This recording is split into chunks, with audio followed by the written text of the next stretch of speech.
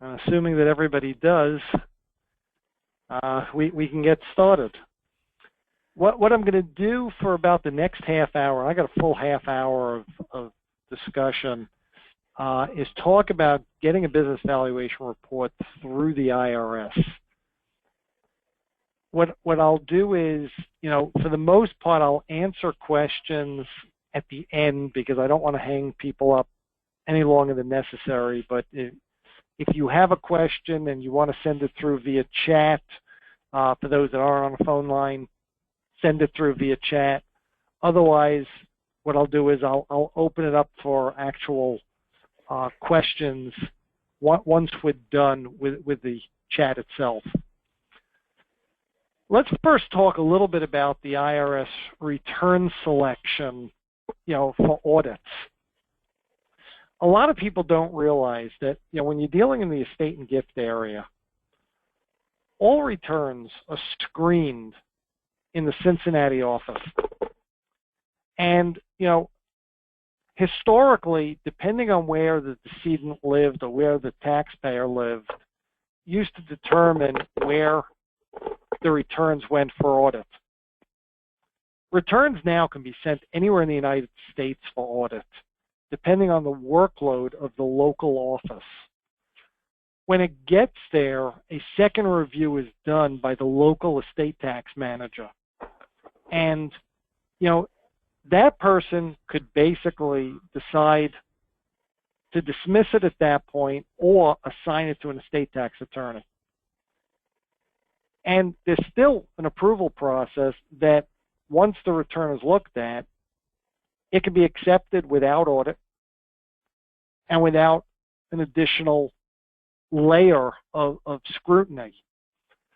The large and more complex cases are supposed to be referred to the IRS Engineering and Valuation Division. What a lot of people don't realize is the IRS has put together an engineering and valuation division, and they've got some very qualified people. I've actually been fortunate enough to do some training of some of their people, and I know a lot of them through classes I've taught over the years for the different appraisal organizations. They've got qualified people, but they don't do valuations from scratch. Their job is to scrutinize what comes before them and poke holes in it if it's not done in accordance with what they consider to be acceptable standards. My experience also tells me that very often they will look at case law and be driven by the case law as opposed to proper valuation theory.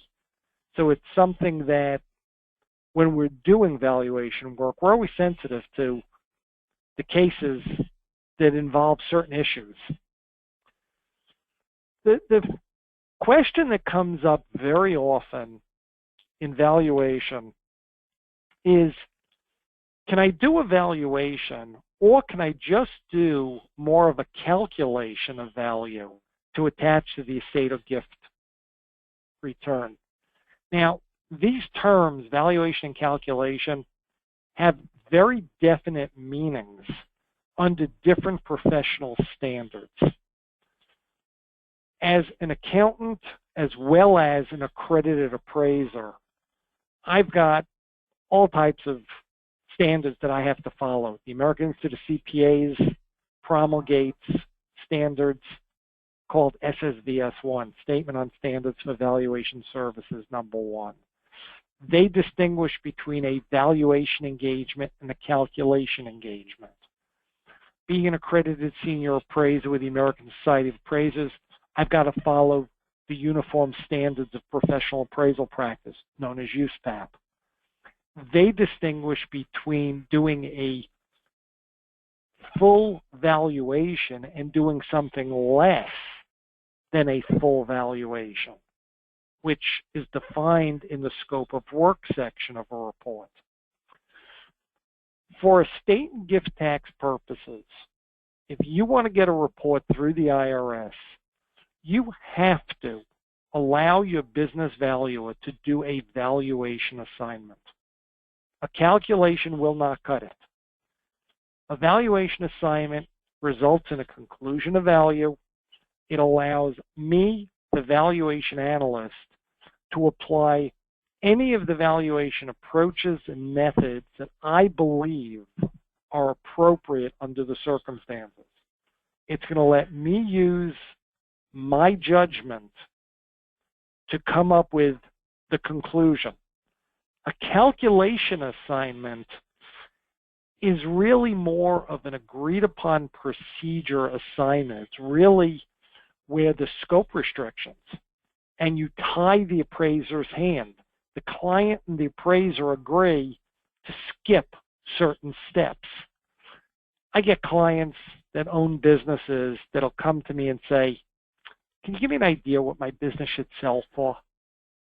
I don't need you to do anything fancy. I don't need a big public company search because there are no public company searches.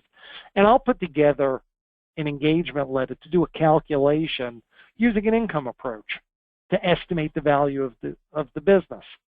That's a calculation assignment. It's limited in scope. And if you look at the regulations for the estate and gift tax area, it requires an appraisal to be done. An appraisal is a valuation assignment. It's not a calculation assignment. Calculation is much more in the way of number crunching. And quite frankly, calculations will not get the statute of limitations running. And more often than not, if the IRS senses that less than a full valuation was done, you can almost count on the audit notice. Qualified appraiser and appraisal is language that showed up in the Pension Protection Act of 2006. It originally had to do with charitable contribution rules and what would make an appraiser qualified and what would make the appraisal qualified. It was extended to the estate tax regulations. And it's interesting because the language is just circular. The qualified appraisal of each claim must be performed by a qualified appraiser. So it talks about qualified appraisals and qualified appraiser. A qualified appraiser, by definition, has earned some sort of a designation from a recognized organization. Demonstrated education and experience.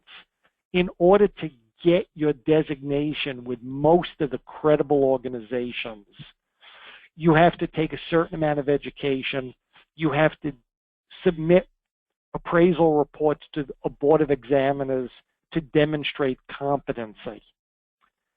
Generally, college or some sort of professional education is required.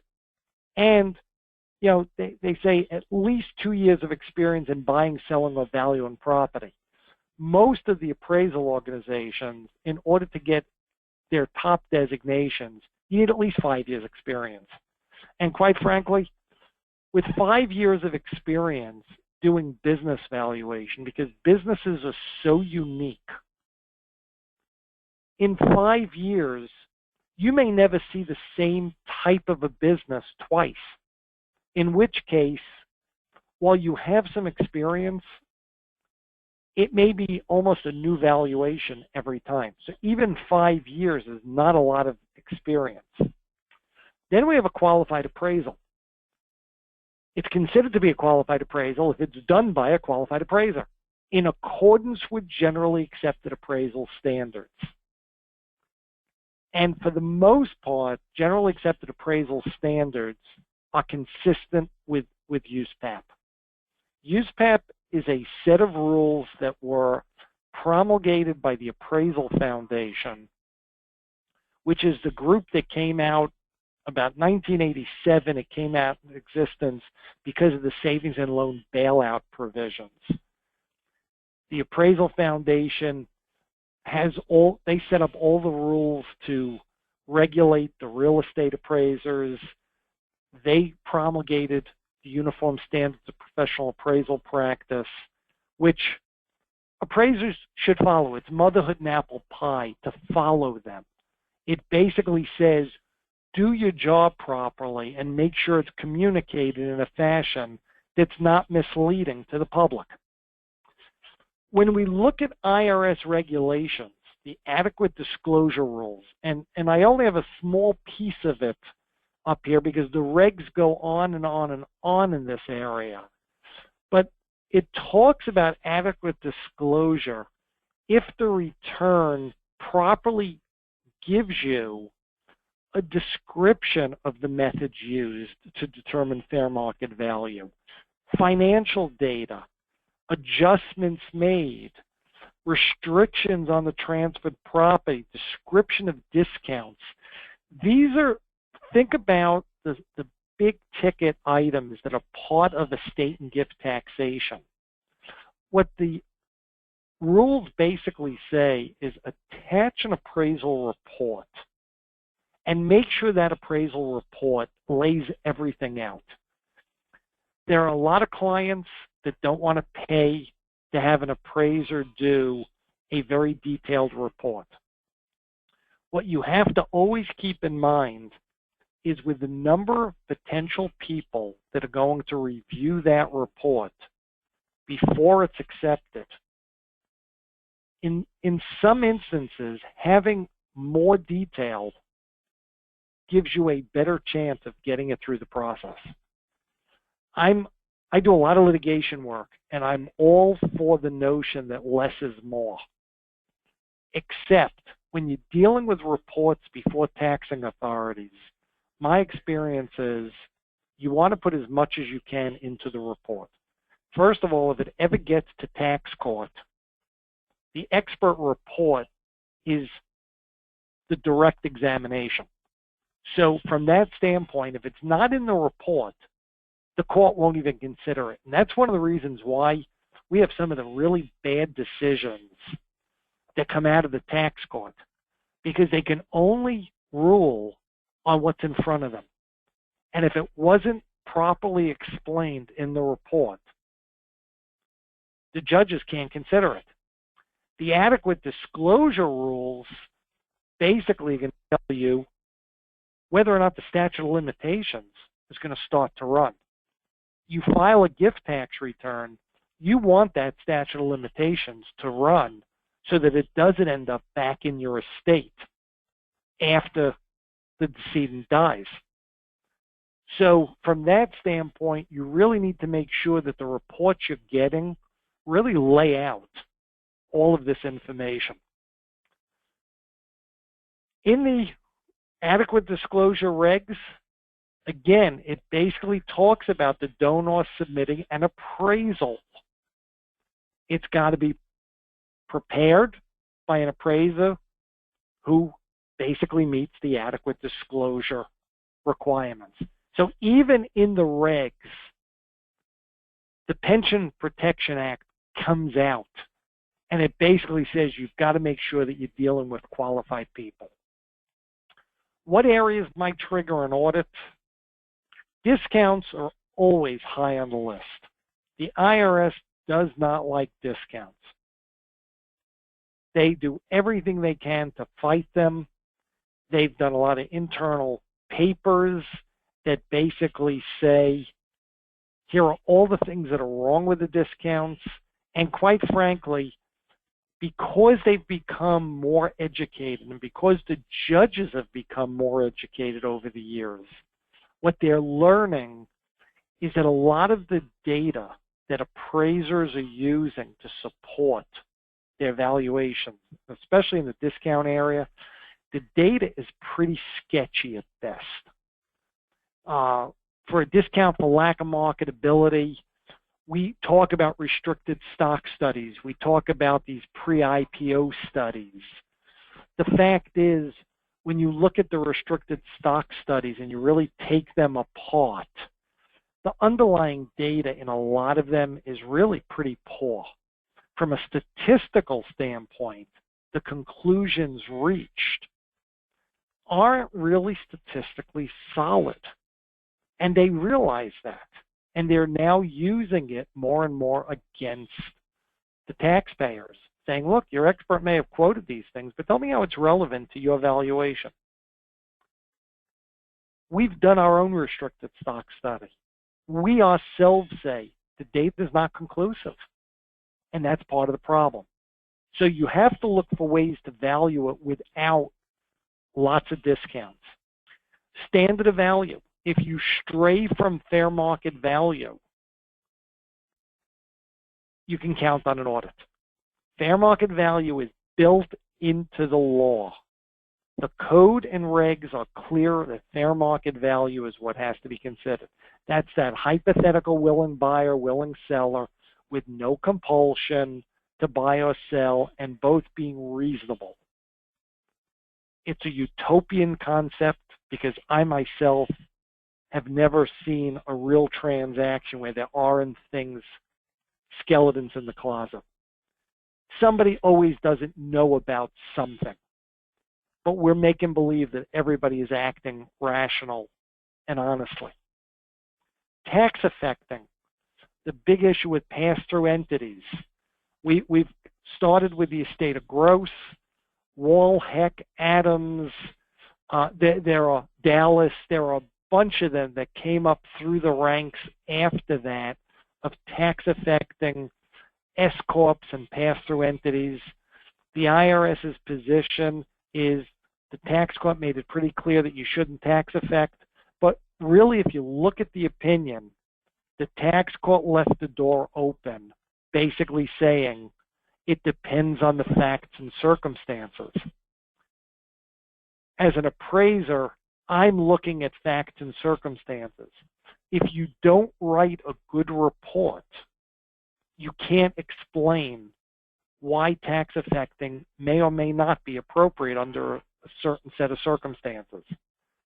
Anytime you start citing case law, recognize the fact that that case law is old. Gross was a 2000 case, 15 years old at this point.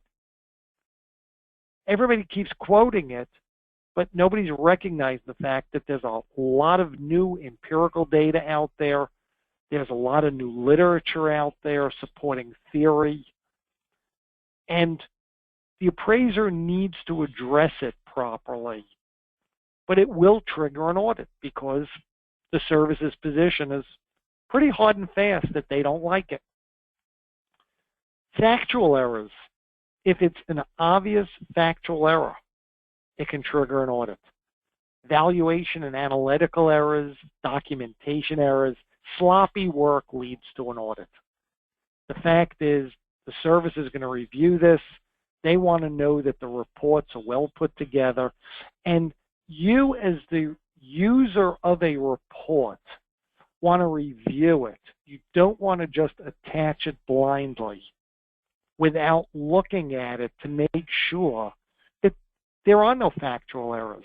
I like sending out the history section of the company to my client to review to just make sure that I got it right. I don't want there to be factual errors.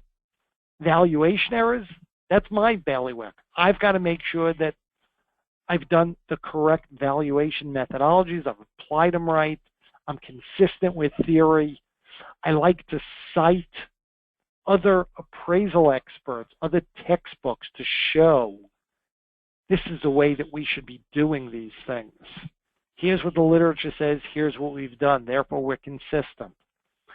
Analytical errors, sometimes too much or too little analysis, or just putting things into a report and never explaining them can also lead to potential issues along the way. Other audit triggers, the service is always paying attention to related party transactions. Anytime you see a discussion about intercompany transactions within an appraisal report, transferring property with discounted sales, you've got all types of issues. You've got transfer pricing issues. There are a whole bunch of separate code and regs on transfer pricing that if it's not being priced properly between related parties, the service is going to look at it. formulas and buy-sell agreements. You know, the fact is, there are a lot of times you see a buy-sell agreement. It's formed, you know, it's a formula years ago that it developed. Nobody updates it. It may say book value is what's going to be used. Well, book value generally doesn't include intangible value unless it's purchased under accounting principles. So should you be picking up goodwill? What if you haven't bought any goodwill and it's not on the books? How do you get that to fair market value? So the IRS is going to look at formulas in the buy-sell agreements and say, is there an economic basis for them? Part of the planning for clients is making sure that the buy-sell agreements between the partners, the shareholders, are either updated, or instead of just putting in a blind formula, which never stands the test of time, put in a mechanism to trigger a valuation. And then put in a procedure. Make sure that the buy-sell agreements really discuss what's fair market value. You know, the classic example is 3 of us start a business. We each contribute $100 to that business. Before we conduct a single dollar of business, I want out. My partners look at me and say, you only own 1/3. You're a minority. Your 1/3 should be subject to a discount. And I start arguing, wait a minute. All I did was put $100 in. We haven't done anything yet. Why should I get less than $100 back? If the agreements don't spell out those kinds of terms, first of all, it's going to lead to fighting among the owners. But it'll also lead to IRS audits because they want to see people coming and going according to an economic agreement. And very often we see outdated valuations being used.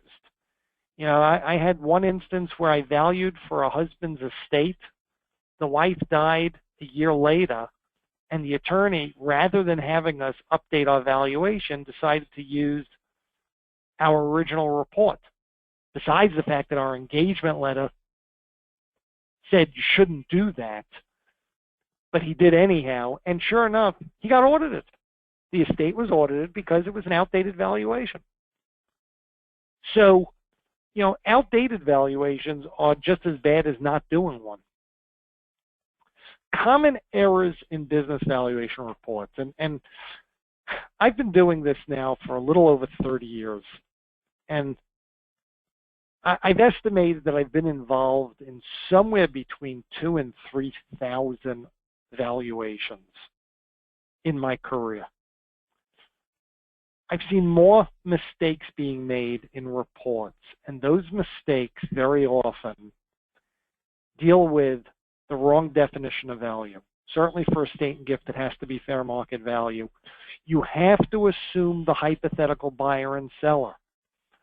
One of the big issues, especially with gifting, very often mom and dad are gifting to son or daughter. The fact is, even though they're children, they are supposed to be hypothetical arm-length buyers. The valuation has to be conducted in such a way that it makes economic sense to those hypothetical people. And don't forget to consider both the buyer and the seller. We had the Mandelbaum case that dealt with a bunch of gifts. Judge Laro of the tax court made it very clear.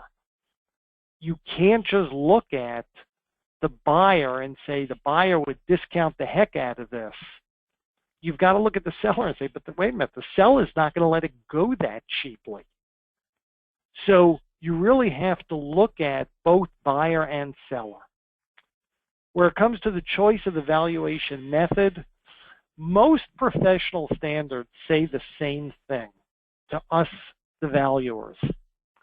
It says consider all applicable methods that may be relevant. Not pick your favorite one, but consider all applicable methods. And a good appraisal report is going to include a discussion about all applicable methods. Because if only one is in there when there are other methods, the IRS is going to immediately jump on it and say, why didn't they disclose this other one? Using methods that contradict each other. For example, under the income approach, you can do a capitalization of benefits model, or you can do a discounted future benefits model. Both should end up with the same valuation, but they're both done differently. A capitalization model under our theory is used when you have a relatively stable income stream and it's expected to be repeated into the future. A discounted future benefit methodology is when you've got either quick growth or you've got volatility. Maybe the company just introduced a new product, so you're going to get a new spurt of growth, and then it's going to level off after a while. The idea of a discounting model is it's the present value of the future. You're discounting it back to present value. Both of these models, though, are used at different times. Someone reviewing a report, if I review a report and I see both of these models being used in the same report, it tells me that the appraiser didn't understand the theory, and that's going to cause a problem. Use of market data. Very often I see people writing valuation reports and they never bothered to look for transactions in the same industry, or they never looked for these publicly traded guideline companies. They made the assumption, we're not going to find any, so we're not even going to look. Well, the proper valuation standards tell us to look for it. It takes 5 minutes today via computer to look. It's one thing if you find stuff, but if you don't find it, you've spent 5 minutes. You put it in your report, you say, here's what I did, here's my search criteria, we came up with nothing, and now at least somebody reading the report knows you did your job. So again, you want to make sure that market data is adequately defined in the report. Selection of publicly traded companies. Revenue Ruling 5960, which obviously was promulgated in 1959, but it has the best staying power I've ever seen in this business, talks about using the market price of stocks that are actively traded on an exchange in a same or similar industry. One of the very best cases, and we teach this in valuation all the time, is the estate of Joyce C. Hall. It's a 1989 decision. The fact is, Hall involves the Hallmark Greeting Cards Company. It is a fabulous case to talk about similar types of companies. Similar doesn't mean you're looking for an exact fit. Similar means you're looking for a company with similar characteristics from an investment standpoint. Companies that were found to be similar to Hallmark in that case were companies like PepsiCo, Avon, the Cross Pen and Pencil Company. And if you think about what these companies all have in common, large intangible value, all blue chip companies, they would substitute for each other in a portfolio. They had similar growth rates, even though they didn't sell the same product. The one company that was similar to Hallmark was the American Greeting Cards, and the tax court actually rejected that one because the appraiser for the IRS only used that, and their feeling was one company doesn't make a comparable market. So you can't statistically rely on a single company. That is a great court case to read if you're looking for the comparability issue. Financial analysis, you got two issues here. Either somebody doesn't perform the financial analysis, Or they perform it, but they don't consider it in their decision making. You go through all this ratio analysis, you do all this stuff, and then you don't adjust your multiples properly, or you don't come up with your discount rates properly. And just to put it in to the report, we all have software that can calculate these things. To slap a table into a report and not explain what it means, the appraiser's not doing their job. When it comes to discount rate and cap rates, biggest problem, inadequate support for the rate selected. People seem to pull them out of their back pocket. They just don't end up really supporting it with proper empirical data. They've got to learn to use the data correctly and to make sure that they apply it to the right stream. A discount rate for cash flow needs to be applied to cash flow. It can't be applied to earnings. There are adjustments that need to be made if that's the case. Pre-tax and after-tax becomes an issue when you're adjusting for discount rates and cap rates. So you have to consider that. Finally, some of the other problems, premiums and discounts, again, not supporting them properly or not calculating them correctly. Typographical errors, you know, I wish I could say I was perfect, but I'm not. Every so often you look at a report and, you know, we proof our reports a half a dozen times before they go out the door. Inevitably, you start looking at a report and you realize, oh, damn it, there's a typo there. You want to avoid grammatical errors. You want to avoid mathematical errors. What we like to do is we like to use one of our non-technical people to review our reports to make sure it's reading properly. The grammar seems to be there. We check the math over and over, and we don't just rely on Excel. We literally add all the numbers that are brought into a report to make sure that our typist didn't leave a column out or leave, you know, a row out to make sure the numbers add up. Those are the things that cause problems. Illogical conclusions. You get all this data and you do all this analysis, but then you scratch your head, how could somebody have come up with that conclusion? So you have to consider that as well when you're looking at a report. If you have to scratch your head and say, how'd they get there? That was not a very well put together report. Now, I know that half hour is very quick, so we just flew through 30 years of experience. I will be happy to answer questions at this point. If there are none, and if anybody has questions later on, they can certainly email me. But I'll open it up, and you know, if anybody has questions, please feel free. Otherwise, you know, Charlie, I'll end up turning it back to you. Okay, Gary. Well, let's hang on and see if anybody has any questions. Watch the chats here. As you're waiting to see if there's any questions, Gary, thank you for covering all that material. For those who were frantically taking notes, because Gary covered a lot of material in a reasonable amount of time, we have recorded this, and we will make this available to all of our subscribers when we load up to our YouTube channel, so you'll be able to listen to this again. And I would suggest you all, this will be in the uploaded video, but I suggest you all write this down. If you don't have questions now, you can always email Gary directly by sending an email to the address he's provided. Okay. Does anybody have any questions? I'm just watching the chat box here. Everybody gets a chance to write down that email address, grtrugman@trugmanvaluation.com.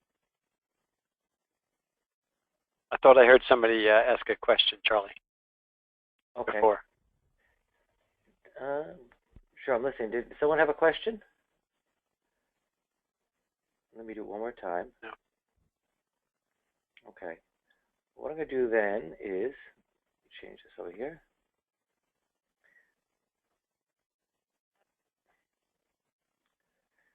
Okay. So, on behalf of Evaluation Services, and we're the developers of Appraise, and whereas Gary Veth specializes in business valuations. We specialize in quick, accurate, and economical stock and bond valuations for trusts and estates. We do estate tax, gift tax. We do 1040, 1041 income allocation. We have raw information on securities, stock splits, stock dividends. So if you're ever in need of those types of valuation information, please contact us at Evaluation Services.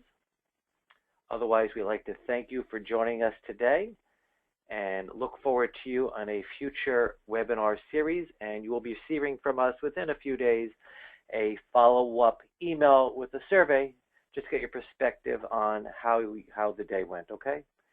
Thank you all very much for joining us, and have a great Wednesday. Thanks a lot. Bye.